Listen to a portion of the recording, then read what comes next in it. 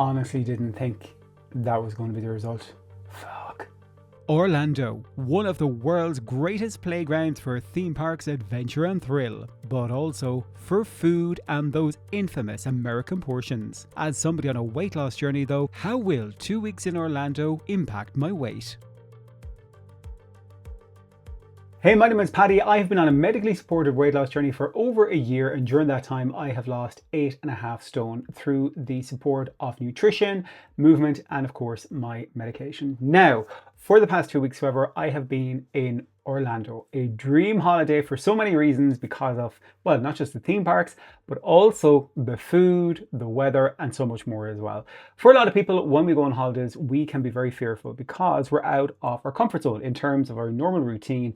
And as I mentioned there, the food situation as well, particularly in America where the portions are massive. I was not too sure what to expect this time. It's the first time I've gone away for 2 weeks since I started this whole journey for myself. I was really looking forward to it. I had been to Orlando actually just before I started things in April, May of last year. When I weighed my heaviest at just over 24 stone, I had come back from a vacation in Orlando as well. And at that point, it was the experience of not being able to fit into the rides in the theme parks because I was too big. There were some rides I have never been able to do, even at my lightest when I went to Orlando over the years. There are some rides I've never ever been able to fit into, but I'll do a separate video about that. But there's some favorites that I love, like going to the Cheesecake Factory, going to Applebee's, going to IHOP.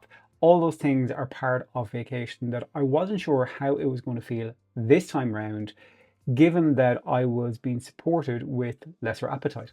So my experience was, obviously, as we touched on there, America has huge portions. So I have very much kind of gotten into the routine over the past year and a bit that I know what foods I enjoy. My taste buds have changed a bit, but I kind of know to approach food in a different way when I'm eating out. What I mean by that is simple changes. I really want to make sure I'm getting the most enjoyment out of my food. So for example, when we went to the Cheesecake Factory, I didn't want to deprive myself, but equally I knew that, well, if I'm getting, say, a bacon cheeseburger, I'm probably going to enjoy the burger itself more than, say, the bun. So I spoke to them and said, look, is there any chance I can just get a bunless burger? And they were amazing. They were like, well, would you like it done in a protein style? We can do it in a lettuce wrap and still give you all the toppings and stuff like that. And that was amazing. You know, obviously I still wanted to enjoy myself, like in terms of the cheesecake as well. But after my main meal, I was full. So I just got the cheesecake to go, brought that home, and ate that over kind of a 2-day period then, thankfully with a fridge in our room. That's my cat. We did a similar approach to like some other place we went to, like say Applebee's. Instead of ordering a starter, a main, and a dessert, I got like 3 smaller dishes. That way I could kind of work my way through them. If there was one that I didn't finish, it kind of meant that I wasn't leaving a massive plate of food behind me. And equally, if I still peckish after that, I could still order another maybe smaller dish and stuff like that. And that was pretty much the way that I approached my holiday. I still was mindful of trying to get in protein, but I wasn't like obsessing about it. It's a holiday. And when you go on holiday, you want to enjoy yourself. And that includes the food side of things, because going to new countries is an adventure and you want to taste some of the local cuisine, you want to taste new dishes, all that kind of stuff. I think with America, the biggest thing is obviously just the size of the portions. So seeing how you approach that and also being comfortable with the fact that just because a portion is big, you don't have to finish it. Or not to be afraid to ask if you can get a smaller portion, even if that is something from the child's menu, so what? Do what you feel will be supportive of whatever way you're approaching your holiday. Some people will approach it that they don't give a damn and they're just going to eat around them and just enjoy every last crumb and they don't really want to think about anything. And if that's your decision, that is fine. I wanted to go to be able to enjoy myself, enjoy my food, not worry about my weight. If I come up a few pounds that that I've gained or whatever, so be it. I'll have enjoyed every mouthful. Now, on the other side though, we were doing a lot of walking, and just naturally when you're on holidays, particularly in a sunny place, I find you do a lot of walking. So that was something that I knew was kind of going in my favor as well. I was a lot more active there than I would have been at home day to day. So all in all, what does this mean for my weight? My first 2-week holiday in America, or my first 2-week holiday at all since, starting this journey. The last one being, as I say, just before I started my treatment, I peaked at my heaviest. So the day before I flew out, I weighed at 15 stone, 11 pounds. Here is my screenshot from my Happy Scale app. When I came home from holidays, I am a huge believer that you don't weigh yourself the day you come home. I don't anyway. I prefer to wait a few days and then weigh for multiple reasons. One, I know my body does not react overly well to flying in terms of even just by flying, particularly long haul flight, my body seems to retain more water or whatever the case might be and is just up a bit anyway. So there's no point in setting myself up for that. Also, I knew I was having, say, a lot more different types of food when I was away on holiday that I wouldn't normally eat at home. So I wanted to allow myself a few days for my body to just settle again before I kind of weighed in properly.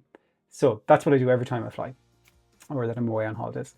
So it is a week since I've come home. During that week, I definitely have felt very tired. I don't feel that I kind of fully returned to normal until maybe only 2 or 3 days ago. But I was very keen to see what is the impact on my weight. Now that I've allowed those few days that I normally do, what do I feel is the true impact on my weight? Because there will be momentary increases from time to time, fluctuations and all that kind of thing. So I'd say when I went on holidays, I was 15 stone 11. Coming back from holidays, having enjoyed every last mouthful of Voodoo Donuts, the Cheesecake Factory, Applebee's, you name it, I enjoyed it. My weight today is 15 stone 8.8. I've come home exactly 3 pounds lighter than what I went on holidays. That blows my mind. I never expected that. Ever. I cannot recall a time whereby I went on holidays and came back that much lighter, having been away for so long and having enjoyed food in the way that I wanted to enjoy it. Now, I am a firm believer as well that, when I'm away, I take my medication with me and that I take it as normal. I've always done that, even if I'm going away for a few days or whatever. It's important to me that I maintain that consistency with my treatment, I guess what I'm saying. So that was something I know that was supporting me, but more than that as well, because I don't believe that you should give full credit to a medication. I was still the person that was going out, getting all the steps in. I was still the person that was deciding, well, what is it that I'm eating when I'm on holidays without being overly restrictive.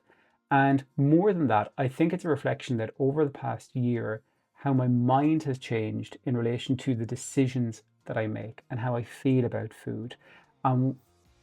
What does natural fullness feel like?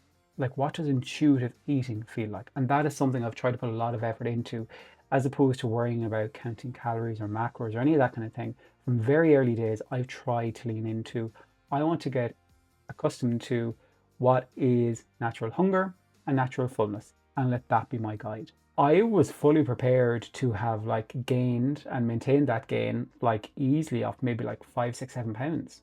Previously, I would have come home being up maybe stone and a half, and that would have been the norm for me.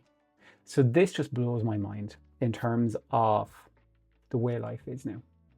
And if you're somebody that is maybe on a similar journey, or maybe you're starting out, the main advice I would really give to you is invest that headspace and that time and that effort into intuitive eating, into really listening to your body in terms of what does physical fullness feel like? What does physical hunger feel like?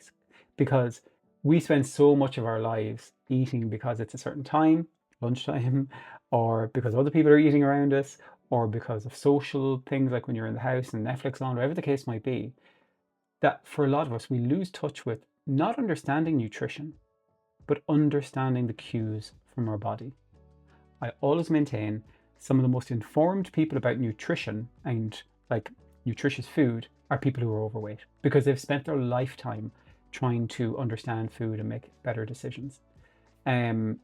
So I think being able to listen to your body, for me, has been one of the biggest game changers in this entire journey over the last year and a bit. Anyway, that is the video. I will have another one about a shorter one about kind of some of the theme park and the rides. But yeah, thank you all so much as always for your support, for your messages, all that kind of stuff. They mean the world to me, folks. They really do. Even 15, 16 months in on my journey, being able to connect with new people that have been here since day one, it means a lot to me. So thank you so much.